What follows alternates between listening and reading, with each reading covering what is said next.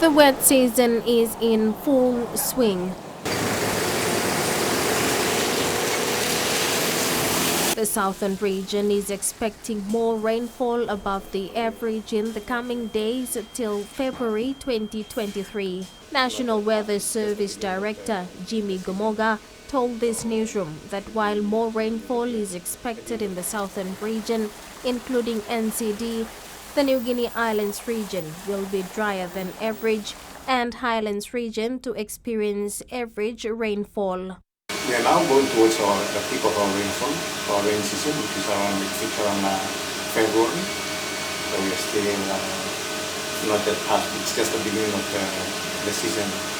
So we should be actually looking at the end of May, April, May, that's when the wet season exceeds and then our dry season begins to set in.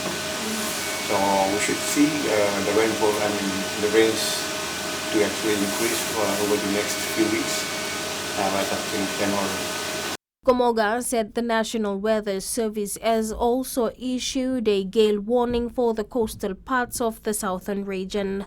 Gomoga has appealed to the public to take heed of the warnings this festive period.